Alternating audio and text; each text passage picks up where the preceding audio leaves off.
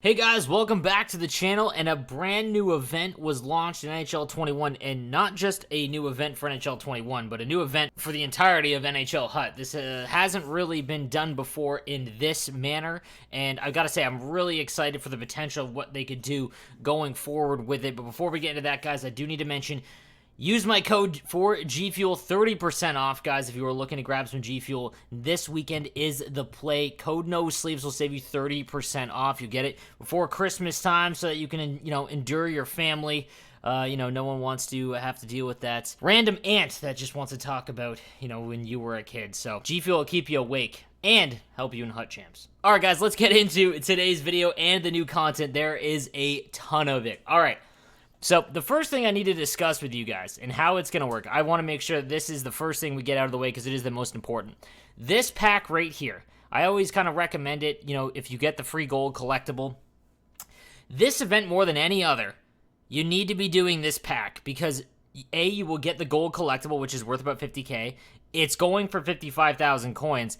And you get the lowest rated fantasy master set item. So there is 4. I'm going to talk about them in a second. But you need to do this first before you make any of the lower master set guys, because you might get the one you're looking for, and you don't have to spend the cards to actually make the lowest one. So I just want to mention that everyone, free to play, pay to play, everyone should be buying this pack to get that first low card. All right, now let's get into the actual cards and how this works. All right, so when you go to the actual player screen, there's only 4 options, and there's just a ton of different variations in overall. We're going to start with just showing you what the highest overall ones that you can get are. So the 91 Sean Couturier, also, the card art on these are phenomenal. This is the best card art I've ever seen, not just in Hockey Ultimate Team, but in all of Ultimate Teams. This is a fantastic looking one. All right, so Howitzer Spark, 2 to Spark as well, 1 to Howitzer. I'm not going to lie, I know I've kind of shied away from Spark because Distributor and then Swarm, it costs less to make. If you have this card with the Crosby and Gaborik, you're at 6 out of 10 with 3 cards, so it might be in play here. But Sean Couturier with Howitzer activated, 90 speed before Distributor. His shot is all above 90. Face-offs at 93, body checking at 90, 6'3". Honestly, this is the best, in my opinion, centerman that you can get because he does get Distributor as well up to 93. So while he does, Nobles and Barkov are right along the same size, but 2 to Spark kind of puts him over the edge to me.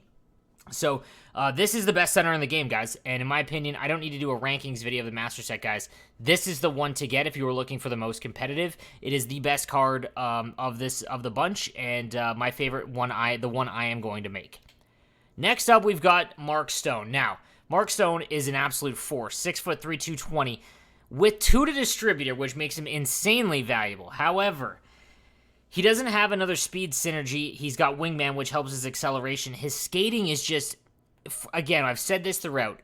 The way the NHL 21 is played, you want fast wingers. Now, this doesn't mean that he is a bad card by any means, but I would much rather have the 88 Guy Lafleur. I would much rather have, even the 89 or the 91 Mario Lemieux on the wing. And in all honesty, probably the Panarin. I mean, that's where we're kind of getting into the nitty-gritty, or a Ginla, because the 2 to Distributor is extremely valuable. That said, he can only play wing because he only has 70 faceoffs. His shot's great. His hand stats are great. Body checking is fantastic. Defensively, he's amazing. The problem is that wingers are the least important in terms of defense. So he is extremely good, but just doesn't compare to Couturier, in my opinion. However, this is going to be a great card. Then we've got the 90 Cale Makar. While he is one of my favorite players to watch in real hockey, it's tough. For whatever reason, and just how this is lined up this year, I know because the real NHL has taken, it's completely obscure. With no real NHL season, these events have all been jumbled up, essentially, right? Another right-handed defenseman. Like, if this was Dahlin, this would probably be one of the best defensemen in the game. But because it's Cale Makar, he has to go up against John Carlson, Erik Karlsson. You've got Ekblad. You've got Hansen. Like, it's just, it pushes down his value because there's already so many great cards. And not to mention, the 2 synergies that he has are 2 of the more not useless, 2 of the less important ones. Now, his speed right off the hop is fantastic, as is his shot. But at 5'11", defensively, he's not going to be as prominent as Ekblad, even with 87 body checking. This is a great offensive card. He's going to do some damage, but to be honest, his hand stats are very good as well. It's essentially Carlson. It's basically the primetime Carlson that came out. And to be honest, I'd probably rather have him. But that brings down his value. So while Cale Makar is an awesome card, and I don't blame anyone for getting him because, like I said, he's my favorite player in real life, one of them that isn't a Shark, and I'd probably grab him just because, eventually, because he is one of my favorite players, but his speed's great. It's just he has too much to go up against. So, I would rather spend the value or the coins and things that it will cost to make Cale Makar on Ekblad or Hansen or John Carlson or even Erik Karlsson. And then lastly, we've got the 89 Brock Boeser. And again, same kind of issue, man. It's just a right-handed player. And it's funny because, again, I know it's not like they're doing this on purpose, guys. The jumbling of events that they've had to do to keep content coming out regularly without an NHL season is extremely difficult. So I get to see that in the background and things like that. You guys don't. You're just like, why is EA doing this? Are they not paying attention to the releasing? They can't really do too much because if they release an event that was set for April or March or February, those overalls are going to be much higher, right? So I understand the event and all of that. Speedster, however, on this Brock Boeser makes him, quite good. With Distributor, it's up to 94. His shot is almost perfect. So if you get Distributor, this is close to Guy Lafleur. So keep that in mind, guys. He's 6'1", 208 with almost a perfect wrist shot. Hand stats are all above 90. His defensively, stick checking and defensive awareness are at 89 and 88. This is a really good card. If Balanced was a different synergy, if it was Distributor or Swarm, he would be an elite card. I think this is going to fall in right behind, I would rather have this Brock Boeser than Stone, in my opinion. So keep that in mind. He is the forward I would get after Couturier. I think Mark Stone, while an elite forward and defensively an absolute master, I just think you have to be a certain type of player to use Mark Stone correctly. But Brock Boeser, for the majority of the player base, going to be better for you. All right, so now let's talk about the big changes, because this is a completely different new style event. Obviously, it seems like this event was probably meant for early on in the year, and when those players scored, they would go up. But since things have changed, COVID and whatnot, and no season in the NHL, it looks like they've kind of pivoted here. And to be honest, I think they've stumbled on something great, because a card that you can upgrade at your own pace is what I've begged for in NHL for a long time. Now, I would love it to be based on objectives as opposed to collectibles, like score 20 goals, you'll get the next card kind of thing. However, I'm not going to complain. This is a great event. So we'll take a look at Sean Couturier first. And to get the 84, the reason why I said, guys, to open up that free pack, or that 55K pack first, is because you might get this card in that pack, and that will save you 25 gold players, okay? So 25 gold players will get you the 84 Sean Couturier, and then you're on your way. And why I like this event so much is because free-to-play players now no longer have to wait weeks saving up, 10 to 12 gold collectibles. They can get a card now and upgrade it as they go, because most free-to-play guys get maybe 1 or 2 gold collectibles a week, and instead of having to save all of those up for a big guy, you get to upgrade your card as you go, which I just think is something that is sorely needed in this game mode. So after you get the 84, the first set here, I don't know if mine will show up. Oh, I've already done this set, sorry. So it's 80, so you have to use the 84 as well as 35 gold players. So if you did that first set first and it cost you 25 to get the base one, the 84, you've just wasted 25 that you now need 36 to get the next one. That is why I'm saying open up that one pack first.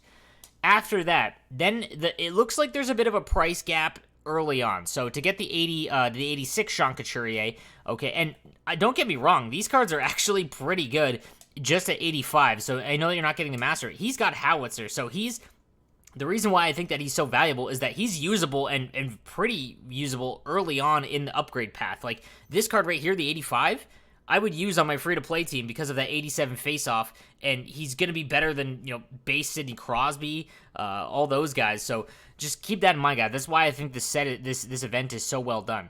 So once you get 2 gold collectibles, you get the 86 version. Moving on, guys, this is where people are going to get pretty worried. So now you need Sean Couturier, and obviously, if you look on the market, Sean Couturier is going for quite a bit of money. guys, be sure to play out. So I'm going to show you some things afterward because, again, that while this looks to be price gapped, they do a pretty good job of giving you the items required. So again, that 2 gold collectibles, you'll go on, and each set has different ones. So like this one's going to require Hockey Canada jerseys to get the 89 version, and as we go on, it'll keep continuing. Now, all the way up to the 91. So you do that for each one: Mark Stone, Cale Makar, and Brock Besser. Now, so all of it's the same. So the upgrade path is almost exactly the same all the way through. So 82, it requires, actually the 82 Brock Besser requires just 5 gold players. Okay, so that's, to be honest, that's not bad just for free-to-play players. I wonder how many, oh my goodness, okay, hang on.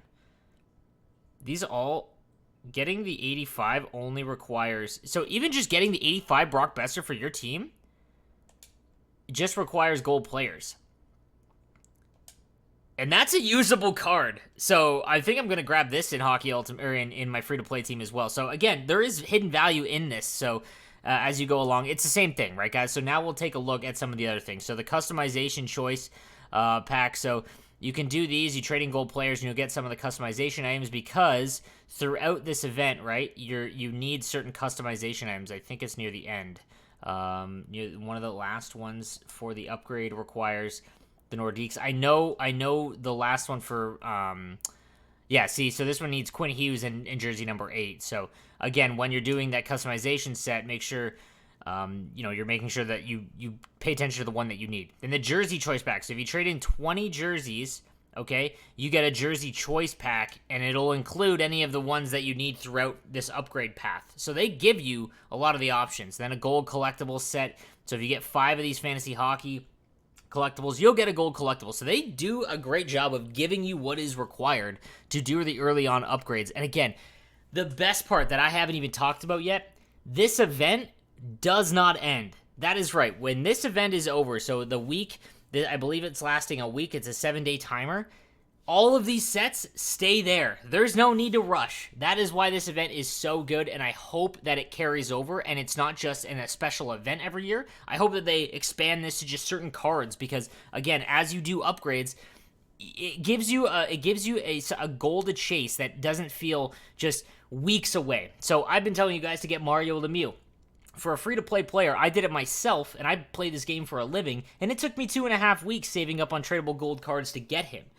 In this case, I can get, an 86 Sean Couturier, which is what's in my bank, what's in my library. And then if I can't get the 87, I can just save up and get the things. It's much cheaper to go that route. So that is why I think this event is so good. It's going to last forever. So this is in the rest of the game. They have mentioned on the website that this will go, all of these cards every month, you will get new high-end overalls for these cards. So, like, after next month, Couturier will get a 92 version that you can then, again, go and upgrade step by step. So, just a great thing. I'm loving this event, man. And again, it's something that I've been asking for ever since I've been a game changer in this kind of stuff. So, that being said, you can go and do the hut challenges, and again, they will give you the collectibles required.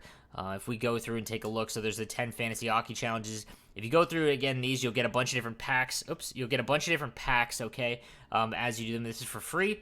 You get a premium pack after 6, a monthly collectible, another base pack, a December monthly collectible, and then a players pack and a prime pack by just doing the challenges. Then the weekday challenges, those will give you the fantasy hockey collectible. It will take 5, and you will get you'll get a free gold collectible.